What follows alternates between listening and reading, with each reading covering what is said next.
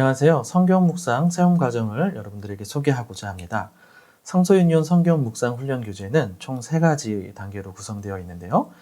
먼저는 묵상을 처음 접하시는 분들을 위해서 묵상을 하고 싶게 하고 또 하기 쉽게 하는 처음 과정 교재가 준비되어 있습니다. 두 번째 배움 과정은 좀 더 묵상 자체를 체계적으로 훈련할 수 있는 실습 중심의 훈련 교재입니다. 그리고 오늘 소개할 3번째 세움 과정은요. 묵상과 관련된 다양한 주제를 좀 더 심도 있게 다루면서 우리가 묵상을 더 깊고 풍성하게 하는 목적이 있습니다. 이를 통해서 개인의 묵상을 더 견고하게 세우고 더 나아가 공동체를 세우는 그러한 묵상 훈련 교재로 포커스를 맞추고 있습니다. 여기서 공동체를 세운다라는 말씀은 단지 공동체 자체만을 위한 것이 아니라 공동체는 에베소서의 말씀에 의하면 교회는 그의 몸이니 만물 안에서 만물을 충만하게 하시는 이의 충만함이니라 라는 에베소서 말씀이 있죠. 교회는 교회 자체를 위해서 존재하는 것이 아닙니다. 따라서 교회 밖 공공의 영역과 온 피조세계 하나님 나라를 바라는 그 교회의 사명을 인식하며 공동체를 세워야 할 것입니다. 그리고 우리가 공동체를 말할 때 보통 관념적이거나 추상적으로 대하다 보면 자칫 실체 없는 허상이 되고 맙니다. 사실 공동체의 실체는 사람입니다. 우리 교회 안에서 건물마다 서로 연결하여 주 안에서 성전이 되어간다. 각 사람이 그리스도 안에서 함께 연결되어서 함께 지어져가고 함께 자라가는 것이 공동체죠. 따라서 우리가 공동체를 세운다라고 하는 것은 사람을 세우는 것입니다. 이 교재는 첫 번째로는 우리 교회 리더들을 대상으로 쓰여진 책입니다. 그러나 꼭 리더가 아닐지라도 공동체에 속해서 공동체에 연결되어 있는 각 개인을 세우는 훈련 교재로 사용하셔도 괜찮을 것 같습니다. 공동체를 세우는 묵상을 위해서 이 세움 과정은 총 6개의 과로 구성되어 있는데요. 먼저 이 흐름을 위해서 거꾸로 설명하는 것이 더 좋겠다는 생각이 듭니다. 6과는 묵상과 공동체입니다. 말씀과 공동체가 얼마나 밀접한 관계를 갖고 있는지를 살펴보면서 우리가 묵상 공동체, 말씀 공동체를 세우는 것을 목적으로 6과를 구성했습니다. 그리고 말씀 공동체가 창조되는 가장 최적의 시공간은 바로 나눔의 시간입니다. 우리는 나눔을 통하여서 풍성한 말씀을 경험하게 되고 또 말씀과 연결된 풍성한 삶을 경험하게 되죠. 그런데 이 말씀이 삶으로 연결되는 그 중간 지점이 바로 연결 지점이 적용이라고 할 수 있습니다. 따라서 풍성한 적용 또 그러면서도 바른 적용을 하는 것이 중요하죠. 이 부분이 4과에 다루어져 있습니다. 또한 바른 적용은 바른 해석에서 나타나게 돼 있습니다. 묵상하면 해석이 꼬리표처럼 해석적인 문제가 붙게 되는데요. 이 해석의 문제는 지나치게 우리가 어렵게 생각하기도 하지만 또 쉽게 볼 것도 아니지만 그렇게 어려운 문제도 아닐 것입니다. 이렇게 해석에 대해서 좀 정리하는 시간을 3과에서 우리가 살펴보게 될 것이고요. 그러면 이 3과 위에는 어떤 과들이 구성되어 있을까요? 우리 지금까지의 내용은 주로 성경 묵상의 방법과 관련된 내용이었다면 이 방법과 스킬보다도 더 중요한 것이 바로 마음입니다. 즉 묵상에 대한 마음가짐이라고 할 수 있는데요. 1과에서는 묵상이 무엇인지를 우리가 살펴보면서 묵상이 얼마나 무겁고 중요한지 우리가 살펴보고 묵상에 대한 소중함을 좀 간직하게 되는 것을 목표로 구성되어 있습니다. 또한 2과는 묵상의 유익과 즐거움에 대한 것인데 사실 묵상은 삶입니다. 우리가 묵상을 하는 것이 아니라 사는 것이다 라는 이야기도 많이 하는데요. 묵상의 즐거움이자 유익은 우리의 인생 여정길에서 살아계신 하나님과 함께 그분의 인도를 받으며 그분 손잡고 여행하는 그 주님과 동행하는 삶이라고 할 수 있습니다. 이렇게 묵상에 대한 마음가짐과 또 묵상하는 삶이 지속되어야지 나머지 3, 4, 5, 6과가 의미가 있겠다고 볼 수 있겠습니다. 자, 그러면 이제부터 각 과에 대한 소개를 간단하게 좀 하도록 하겠습니다. 1과는 묵상과 신학에 대한 문제입니다. 여러분 보통 큐티는 많은 교회에서 새가족 양육 프로그램으로 진행되고 있습니다. 왜 그럴까요? 아마도 이 큐티, 묵상이 얼마나 중요한 것인지를 알아서이기 때문입니다. 그러나 많은 사람들은 새가족 양육 프로그램에 있다 보니까 이것이 어떤 초보적인 내용이라고 생각하고 좀 가볍게 여기는 부분이 있는 것 같습니다. 사실 기초랑 기본은 다르지요. 기초는 다 완성하고 나면 다음 과정으로 넘어가는 것이지만 기본은 평생 동안 해야 하는, 그래서 좀 어렵기도 하고 또 중요한 것이라고 할 수 있습니다. 보통 묵상은 우리가 어떤 신앙생활에 있어서 부가적인 옵션 같은 걸로 생각하기 쉽지만 사실상 이 묵상은 신앙의 본질적인 요소와 밀접하게 관계되어 있습니다. 구원과 관련되어 있고요. 또 예배에 대해서, 또 하나님의 부르심에 대해서 관련이 있는데 이러한 부분들이 일과를 통해서 나타나고 있습니다.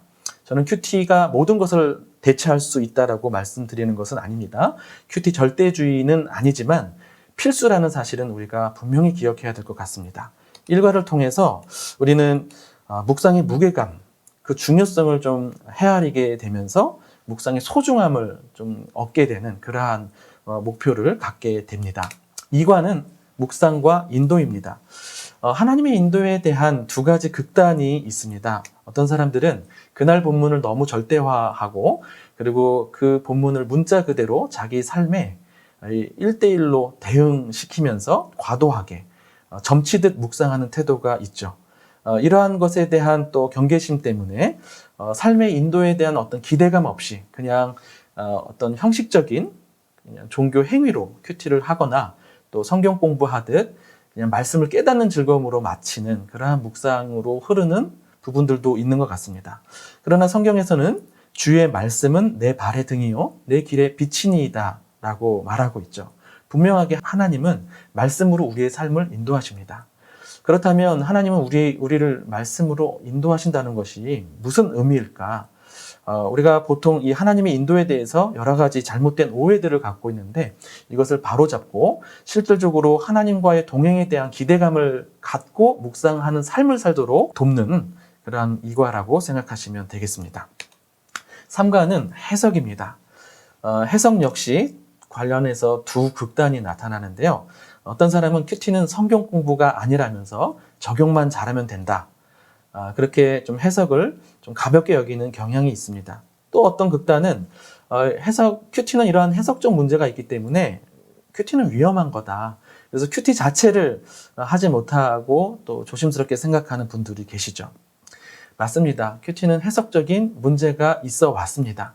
그러나 충분히 보완 가능하다는 사실을 좀 말씀드리고 싶습니다. 이 두 극단의 경우 모두 공통적으로 생각하고 있는 어떤 전제는 해석을 더 지나치게 어려운 걸로 생각하는 것이 아닐까 싶습니다. 여러분, 성경 해석은 수년간의 신학 훈련이 되어야만 가능한 것일까요? 그렇지 않습니다. 하나님께서 쉽고 명료하게 우리에게 성경을 주셨고 특별히 우리 모든 성도님들이 성경 해석의 기본 원리들을 어느 정도만 이해하셔도 우리가 완벽하게 해석할 수는 없을지라도 적어도 잘못된 해석에 대한 분별력과 어떤 감을 얻기에는 충분한 그러한 공부가 될 수 있다라고 생각합니다. 이걸 통해서 여러분들이 좀 무리한 해석이나 이상한 해석에 대해서 좀 신중하게 생각할 수 있는 그러한 힘이 생길 거라고 생각합니다. 이 과를 공부하면서 좀 해석에 대한 어느 정도의 자신감을 좀 얻게 되기를 바라고요. 그리고 이 해석을 배우게 되면 오히려 해석에 대한 겸손함이 생깁니다. 다른 이들의 다른 해석에 대해서도 귀 기울일 수 있게 되고 신중한 가운데 더 바른 해석이 무엇인지 찾아갈 수 있겠죠. 이러한 해석 훈련이 어느 정도만 밑받침돼도 나눔 모임의 그 공동체는 해석 공동체로 세워질 수 있는 그러한 밑바탕이 이 3과를 통해서 이루어질 수 있다고 생각합니다. 4과입니다. 4과는 묵상과 적용인데요. 적용은 말도 많고 탈 많은 적용으로 우리가 생각하죠. 교회사의 흐름 가운데 잘못된 적용의 사례들도 많이 있었고 또 자신의 경험이나 주변의 경험을 통하여서 우리는 잘못된 적용을 직간접적으로 경험해 왔습니다. 그래서 적용 회의론이 등장하고 심지어 무용론까지 등장하고 있는 상황입니다. 그럼에도 불구하고 우리가 적용은 포기할 수 있는 것이 아니죠. 하나님께서 우리에게 성경을 주신 이유는 하나님을 알게 하는 데 첫 번째 목적이 있고 두 번째로는 하나님의 말씀대로 살게 하는 데 목적이 있습니다. 이 말씀이 나와 우리와 무슨 상관이 있는지를 살피면서 우리가 말씀을 읽어야겠죠. 그래서 적용은 우리가 포기할 수 없는 또 묵상의 본질적인 요소라고 할 수 있겠습니다. 그럼에도 불구하고 적용은 굉장히 어려운 부분들이 있습니다. 우리 학문적으로도 적용에 대한 연구된 책들은 많이 없습니다. 해석에 대해서. 그래서 우리 사역자들이 많이 고민하면서 이 과들을 좀 준비하게 되었는데, 우리가 어떤 것이 잘한 적용이고 또 어떤 것이 잘못된 적용인지에 대한 기준이 많이 애매하죠. 이런 부분들을 좀 실질적으로 도움 드릴 수 있도록 그렇게 했습니다. 사과는 우리가 개념에 대한 이해를 조금 새롭게 시키고자 합니다. 적용은 굉장히 우리를 두렵게 하는 그러한 대상일 수 있는데, 여러분들이 이 과를 공부하시면 즐거운 적용을 할 수 있겠구나, 이런 생각들을 할 수 있겠고요. 방법에 대한 이해도 우리가 새롭게 하면서 조금 더 우리의 적용을 구체적으로 할 수 있는 그러한 도움이 될 거라고 생각합니다. 마지막으로 범주에 대한 이해입니다.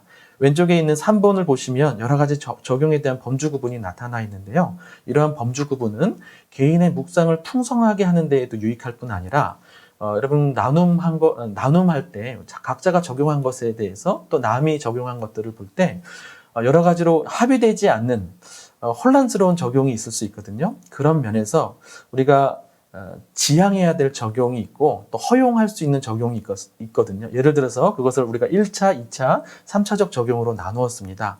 이런 표현들을 좀 우리가 자기가 어떤 적용을 했다라고 이야기하면 좀 오해 없이 그렇게 좀 교통 정리가 된 상태에서 묵상을 안전하면서도 풍성하고 다양하게 누릴 수 있는 그러한 적용이 될 거라고 생각합니다. 5과는 나눔과 관련된 내용입니다. 나눔은 묵상의 꽃이라고 알려져 있죠. 그러나 안타깝게도 한 번도 꽃 피우지 못하고 시들어버리고 마는 그러한 묵상의 현장들을 많이 만나게 됩니다. 사실 여러분 나눔을 참여하게 되면 나눔을 묵상을 지속하게 하고요. 또 자기를 검증하게 하고 그 다음에 상향평준화가 있습니다. 큐티에 있어서 얼마나 유익이 되는지 모르겠습니다. 그럼에도 불구하고 우리가 많은 사람들이 나눔 모임에 대한 참여를 두려워하고 또 인도자들은 너무도 막막함 속에서 모임 인도를 어떻게 해야 될지를 몰라 하시는 것 같습니다. 이 내용도 학적으로 연구된 부분들은 많이 없지만 우리가 실질적인 부분들을 잘 종합하고 정리하면서 이 과에서는 좀 실질적인 팁들을 드리고자 노력을 많이 했습니다. 그리고 우리가 나눔에 대해서 갖고 있는 오해가 두 가지 정도 있는데요. 첫 번째는 큐티를 잘하면 나눔도 잘하는가, 이렇게 우리가 단순하게 생각할 수 있다는 것이죠. 사실은 별개일 때가 많이 있는 것 같아요. 원래는 별개여서는 안 됩니다. 우리 큐티는 소통이죠. 하나님과 소통하는 것이 큐티라면 나눔은 우리 함께 주님의 공동체와 더불어서 소통하는 것이라고 할 수 있겠습니다. 그러나 많은 경우 우리가 실질적으로 큐티는 잘해도 나눔의 어려움을 겪는 부분들이 많은데, 이를 위해서는 우리가 큐티 자체를 위한 훈련보다도 관계의 훈련, 또 소통의 훈련을 조금 시간이 걸리더라도 장기적인 안목을 가지고 해갈 필요가 있겠습니다. 이러한 큐티 외적인 요소들이지만 나눔과 관련돼서 중요한 내용들을 함께 다루게 되었고요. 또 하나의 오해는 우리 나눔 모임은 큐티를 위한 것으로 오해하는 경향이 있습니다. 어쩔 수 없는 상황도 있겠지만 대부분의 경우 우리 교회에서 나눔 모임을 한다는 것은 서로의 큐티를 돕는 나눔 모임 정도로만 그쳐서는 안 될 것입니다. 여러분 잘 아시겠지만 어떤 공동체에 속해 있느냐에 따라서 묵상하는 데 영향을 받게 되고요. 해석이나 적용에 대해서 그 공동체 문화에 영향을 받게 돼 있습니다. 또한 함께 묵상하고 적용하고 나눔하면서 그 소그룹 공동체가 그가 속한 교회 공동체를 또 영향을 줄 수 있는 상호 관계성이 있다는 것이죠. 저는 우리가 나눔 모임을 생각할 때 큐티 자체만을 생각하기보다 조금 더 시야를 확장해서 공동체를 세우는 나눔 모임이어야 한다라는 인식을 좀 가지면 어떨까 싶습니다. 그러한 종합적이고도 또 넓은 관점을 같이 갖게 하는 그러한 과라고 생각하시면 좋겠습니다. 마지막은 공동체입니다. 여러분, 말씀과 공동체는 불가분의 관계를 맺고 있습니다. 이 구성에 대해서 보시면 알 수 있듯이 전치사 두 개를 통하여서 in과 for를 통하여서 말씀과 공동체의 네 가지 관계성을 역동적으로 우리가 살펴보게 되는데요. 아마도 이 과를 공부하면서 여러분들 말씀과 공동체가 이렇게 연결되어 있는 주제구나 새롭게 확인하고 정리할 수 있을 것입니다. 예를 들면 성경의 전체 이야기가 공동체의 이야기라는 사실부터 시작해서 그렇죠. 우리는 말씀 없는 공동체를 상상하기가 어렵습니다. 만약 이런 공동체가 있으면 우리는 위기감을 얻죠. 그러나 공동체 없는 말씀에 대해서는 별 위기감을 갖지 못하게 되는 것 같습니다. 이 육가를 통하여서 여러분들이 이 말씀과 공동체의 다양한 관계성을 이해하다 보면 말씀에 집중하는 것이 곧 공동체를 세우는 것이고 또 공동체를 세움에 있어서 말씀이 너무도 필요하다는 것. 또 이 말씀은 공동체가 함께 읽어야 되고 또 이 말씀을 바르게 해석하고 적용하기 위해서도 함께 해석하고 적용하는 것들이 필요하다라는 사실들을 정리하실 수 있겠습니다. 그래서 역동적인 말씀 공동체로 세우는 그러한 목표로 쓰여진 것이 육가라고 보시면 되겠습니다. 마무리를 하겠습니다. 이 세움 교재는 여러분들의 묵상에 대해서 모든 것에 대한 정답을 제시하는 책이 아닙니다. 절대 불변의 법칙을 제시하는 책도 아니고 경직된 기준을 제시하면서 여러분들을 올가매는 큐트는 이러해야만 해라는 그러한 그 기준에 대한 책이라기보다도 여러분 자유로운 역동을 살릴 수 있도록 하면서도 큰 틀에서 또 방향을 제시해주는 그러한 책이라고 보시면 되겠습니다. 바라기는 이 세움 교재를 통하여서 여러분들을 더 견고한 묵상으로 세워가고 또 견고한 공동체를 세우는 데 있어서 작은 디딤돌이 될 수 있을 거라고 생각하는데요. 그런 마음으로 우리 세움 과정 이 교재를 여러분들의 디딤돌로 추천해드리고 싶습니다. 감사합니다.